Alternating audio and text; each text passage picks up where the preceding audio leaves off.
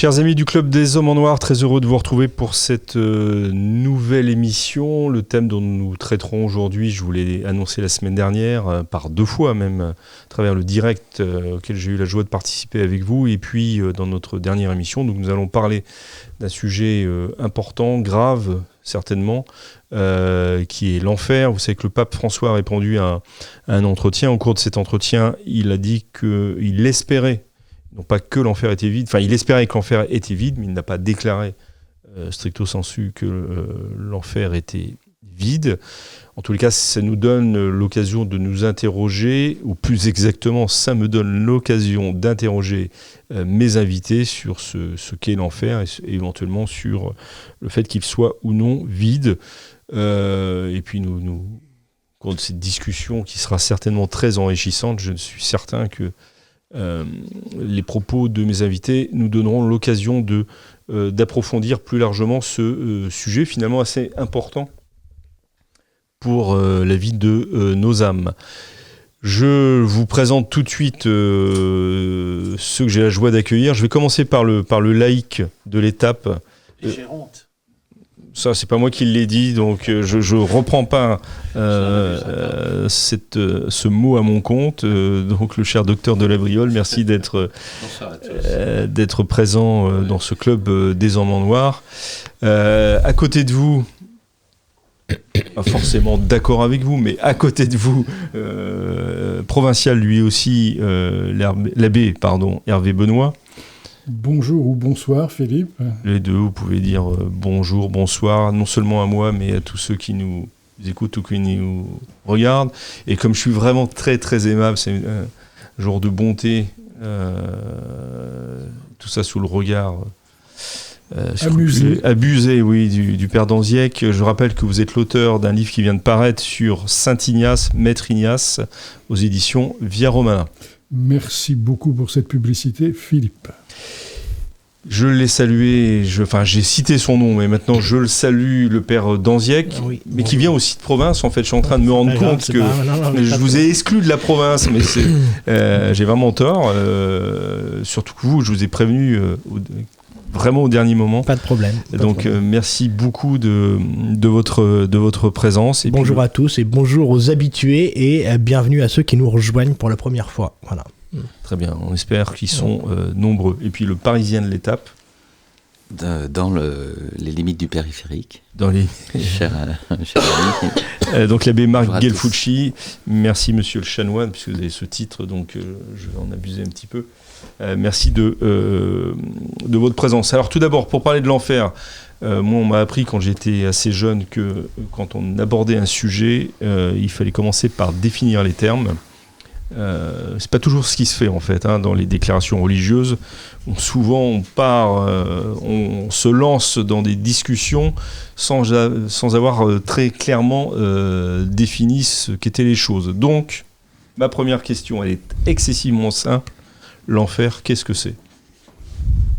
L'enfer, c'est les autres. Donc c'est non. Alors, Sartre sort de ce corps, s'il vous plaît. Non. Je tiens alors, je précise ma question. Vous avez raison, finalement. Ils sont tous en train de rechercher leurs notes, là. C'est très amusant. Qu'est-ce que l'enfer pour l'Église catholique ? Une définition précise. Alors, pour donner une définition précise, nous allons citer le catéchisme de l'Église catholique, si vous voulez bien. Eh bien, c'est un état d'auto-exclusion définitive de la communion avec Dieu et avec les bienheureux. Voilà ce qu'on désigne par le mot enfer. L'enfer. Père d'Anziec, vous vouliez dire quelque chose dans la définition aussi ? Dans cette auto-exclusion, donc... parce que c'est une formule du catéchisme, très bien, et on la respecte, ça va de soi, mais pour aller un peu droit au but, c'est ceux qui refusent obstinément Dieu, et qui donc...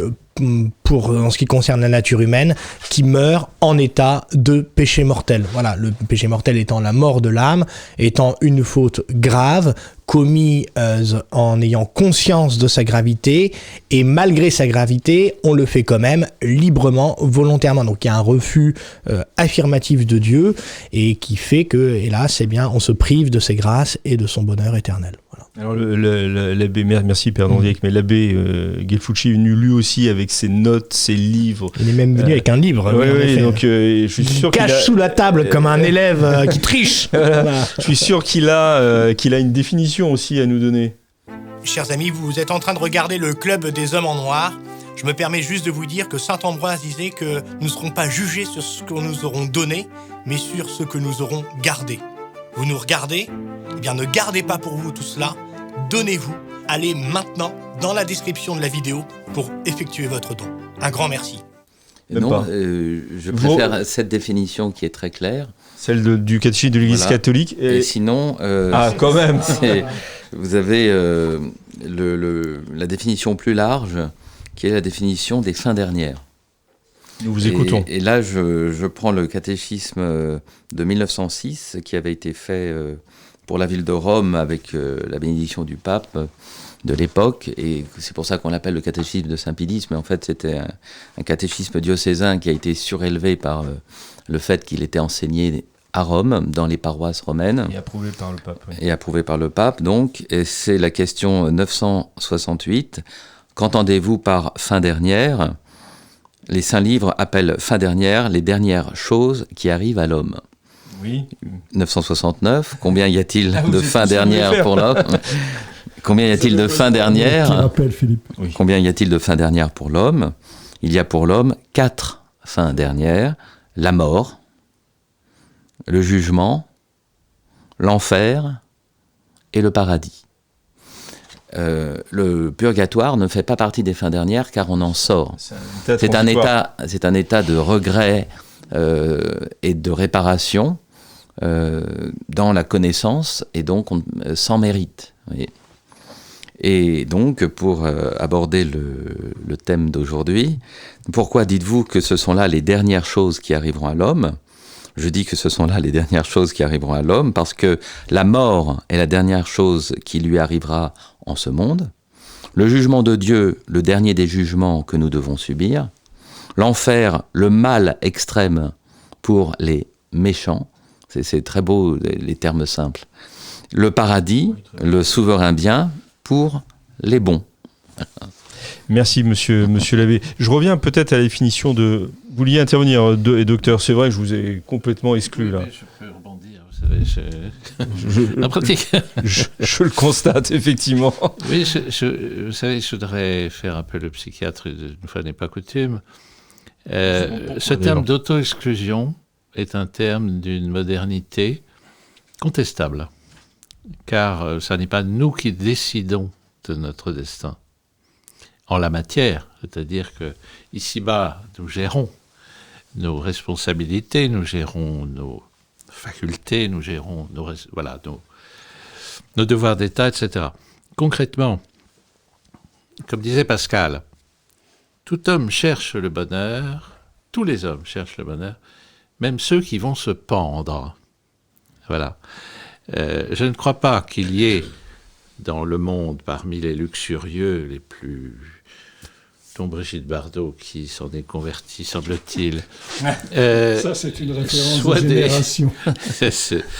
Soit, en quelque sorte, des gens qui choisissent, à un moment donné, de souffrir pour l'éternité. Je ne le crois pas. Je ne le crois pas. Bon.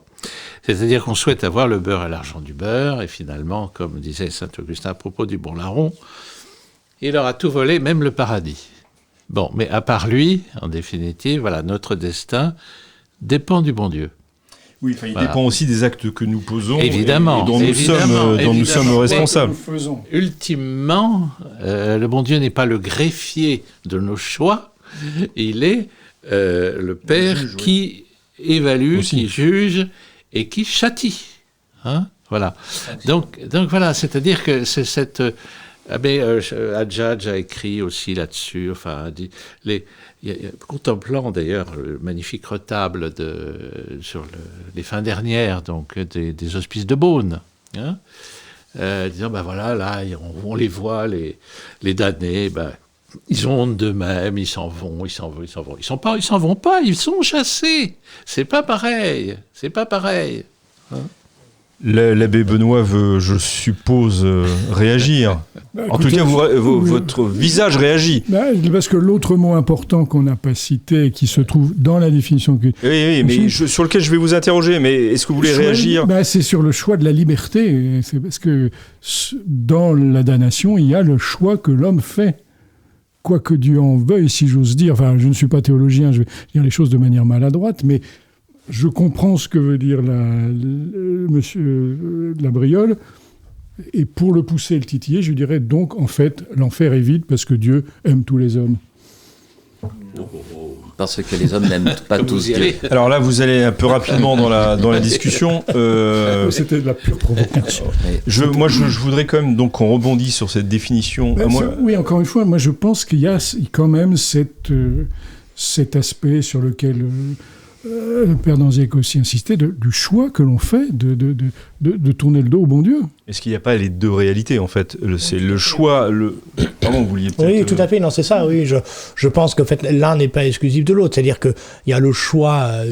autrement dit, il n'y a pas d'erreur judiciaire. On ne peut pas tomber en enfer juste parce que, en fait, je n'avais pas réalisé que ce que je faisait que... Ça, sans nul doute. Et après, il y a une vraie sanction, en effet. Notre Seigneur lui-même, dans son exhortation, dans son évangile, mais on y reviendra sur la question de l'enfer qui est vide ou pas.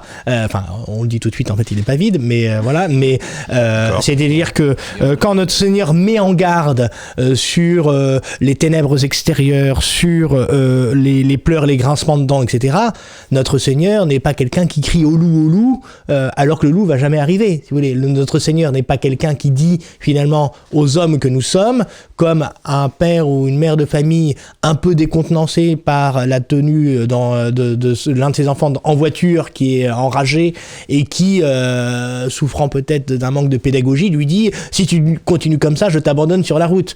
Bon, non. Un enfant, je veux dire, un père de famille ne va jamais faire cela, si vous voulez. On s'en doute bien, enfin, un père de famille qui se respecte. Mais notre Seigneur, s'il dit « Si vous agissez ainsi, etc., vous irez allez loin d'ici et jetez-le dehors dans les ténèbres extérieures, là où sont les pleurs et les grincements de dents », notre Seigneur, s'il le dit, c'est le Seigneur qui est la voie, la vérité et la vie. S'il le dit, c'est que c'est comme ça. C'est pas une dimension exhortative. C'est une réalité à laquelle, là-dessus, l'Église a insisté, affirmé et défini l'existence de l'enfer. Et sous ce registre-là, s'il y a des ténèbres extérieures, c'est que ça existe. Voilà. Vous avez raison, monsieur l'abbé. Le chapitre 48 de Lumen Gentium, Constitution dogmatique du Concile Vatican II, décrit la chose, comme vous venez de le faire. Le mot n'y est pas, mais la chose y est. Et le feu éternel, il n'est pas pour les pervers, les pédophiles, il est pour les serviteurs lâches et paresseux. Serviteurs lâches et paresseux. Avec une mitre, là, vous faites... Oh, pardon. Non, mais lâches et paresseux, c'est-à-dire que attendez, ça ratisse large. Hein, ça ratisse large. Voilà, c'est un lieu commun que de le dire, mais il n'y a qu'à voir les fresques du Moyen-Âge où les artistes n'avaient pas peur de mettre dans le gros chaudron des âmes damnées en enfer quelques tonsurés et quelques mitrés. Voilà. Je suis passé ce matin devant la façade de la cathédrale de Bourges où, effectivement, l'enfer est peuplé de tonsurés et de mitrés, ce qui devrait, comment dirais-je, rendre attentifs les clercs que nous sommes à vouloir davantage se préserver soi-même de l'enfer que de vouloir y mettre les autres. Ouais. Alors je reviens quand même à la citation que vous avez faite tout à l'heure du catéchisme de l'Église catholique sur l'enfer, puisque de mémoire, elle commence par dire que c'est un état. Alors l'enfer, c'est un état ou c'est un lieu ? Qu'est-ce que c'est de ce point de vue-là ? Pour faire la transition avec la façade de la cathédrale de Bourges et les grandes représentations, nous sommes tous victimes de notre imaginaire ou de la beauté des représentations, du jugement, de l'enfer, etc., qui ont donné des images. L'Évangile part du feu de l'enfer, mais par exemple, si on rentre dans ce chef-d'œuvre absolu de la Divine Comédie, le fond de l'enfer est un enfer de glace. Lucifer est dans la glace. Alors, mais tout ça, c'est le on fruit est de l'ordre de la représentation. De la représentation, parce qu'on a besoin de la pédagogie. D'images pour saisir. Bien sûr, mais on s'est souvent arrêté aux images, alors que le catéchisme nous dit que c'est un état, en fait. Voilà, comment est-ce qu'on définirait cet état ? Il faut demander à un plus grand théologien. Arrêtez de vous renvoyer. Enfin, on vous écoute avec plaisir. La nature humaine est faite de l'âme et du corps. On confond, on fait des distinctions entre l'esprit et l'âme. C'est une manière de parler. L'esprit serait par rapport à tout ce qui est plus spirituel, la pensée, et l'âme serait plus dans ce qui dépend des sens ou des réactions de l'affection, de l'affectivité. Mais en fait, c'est la même réalité.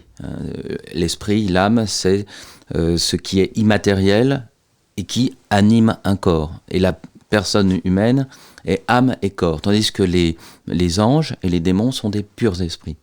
Et ils sont, lorsqu'ils choisissent la haine, Sainte Catherine de Sienne dit que Lucifer lui a dit qu'il était ce malheureux qui n'aime pas. Je suis ce malheureux qui n'aime pas. L'état de cet esprit est un état qui est contraire à sa nature, qui est faite pour aimer et être aimé. Et donc c'est une très grande souffrance, car c'est totalement contre nature, cette haine choisie, recuite. Et les anges ne sont pas dans des lieux particuliers, mais ils sont, dans cet état de haine, ceux qui sont devenus des démons. Ensuite, à la fin des temps, il y aura la résurrection de la chair. Et donc, nous allons retrouver un vrai corps. Et ça, c'est un dogme. Ce ne seront pas des purs esprits. L'âme séparée est un pur esprit. Mais à la résurrection des morts, on aura à nouveau un corps. Le corps glorieux, pour ceux qui sont dans la vision béatifique, et un corps ténébreux. Et ce corps, il sera bien quelque part. Quelque part dans un lieu. Il sera dans un lieu. Et cela fait partie du dogme de considérer que ce lieu sera sous terre, dans le feu terrestre. Et c'est une réalité. Et alors on peut toujours dire que ça ne fait pas partie du dogme, mais c'est directement, on peut au moins considérer que c'est une doctrine catholique définitive, de considérer que l'enfer est sous terre, et dans un feu.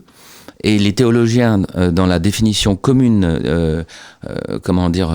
dans la doctrine commune des théologiens, les démons eux-mêmes sont soumis à un feu physique, et ils sont ignis, en latin le feu, ils sont ignifiés, c'est-à-dire que eux qui peuvent bouger un verre et rentrer en contact avec la matière pour la déplacer, eh bien le feu les pénètre. Et ils le sentent, comme les âmes des damnés, qui sentent un vrai feu, et quand ils seront ressuscités, leur corps brûlera sans se consumer. Chers amis, vous êtes de plus en plus nombreux à regarder les vidéos du Club des Hommes en Noir, et cela nous touche énormément. Mais savez-vous que la plupart des gens qui regardent nos vidéos ne sont pas abonnés à la chaîne de l'Homme Nouveau, et ça change tout. Parce que plus d'abonnés, ça veut dire plus de visibilité, et donc plus de contenu à vous proposer. Donc si vous n'êtes pas abonné, s'il vous plaît, cliquez sur ce petit bouton, ça prend 2 secondes et cela nous aide énormément. Bonne vidéo. Alors le père Danzec, puis après le docteur... Alors déjà, le mot enfer vient du latin infernus, qui veut dire les lieux bas, les lieux inférieurs. Il y a le mot Sheol aussi, c'est une caverne souterraine qui engloutit les morts, donc ça, il y a cette réalité-là. L'enfer, c'est à la fois un lieu et un état, voilà, c'est ce qu'enseigne la doctrine de l'Église. Maintenant, pour revenir à la question de cet état, en fait, tout à l'heure, évidemment, la formule habituelle, l'enfer, c'est les autres, on pourrait la modifier en disant tout simplement l'enfer, c'est l'absence de l'autre avec un A majuscule, c'est-à-dire que nous sommes faits pour Dieu, nous sommes faits pour lui, nous sommes faits pour la vie plénière qu'il nous offre, à laquelle il nous appelle, et il n'y a qu'à voir, même dans notre vie sensible, ici-bas, vous êtes au sommet d'une montagne, enneigée, vous voyez l'horizon quand vous êtes au bord de la mer, homme libre, toujours tu chériras la mer, etc. On est fait, si vous voulez, pour le soleil, pour les fleurs, pour la joie de vivre, pour la compagnie aussi, je sais pas, une partie de cartes avec des cousins au bord d'une cheminée, etc. Tout ça, ça nous parle, il n'y a qu'à voir vos sourires qui se dessinent, voilà, un père de famille entouré de ses enfants ou de ses petits-enfants, etc. eh bien, toute cette vie, en fait, ça sera l'inverse en enfer, avec des ténèbres, avec la froideur glaciale de la mauvaise compagnie. Je renvoie, en fait, à ceux qui regardent cette émission, à les 7 points définis par Sœur Faustine, l'apôtre de la miséricorde, qui, dans un privilège divin, a eu une vision de l'enfer. Évidemment, cette vision n'est pas à retenir d'une façon dogmatique, mais elle donne en l'espèce, c'est pas interdit d'y croire déjà, mais elle donne surtout cette atmosphère qu'est l'enfer, avec non seulement l'absence de Dieu, mais donc l'absence du Christ, la mauvaise compagnie, la mauvaise odeur, la noirceur, et évidemment, il y a 2 choses qui caractérisent l'état de l'enfer, la peine du dent et la peine du sens. Voilà, la peine du dent, donc c'est l'absence de Dieu. Voilà, ce Dieu pour qui on est fait, pour qui on a été créé et qu'on ne verra jamais, et la peine du sens avec des effets sur notre réalité sensible, parce que nous sommes âme et corps, et donc avec le feu, le froid, les ténèbres, la mauvaise odeur. Voilà.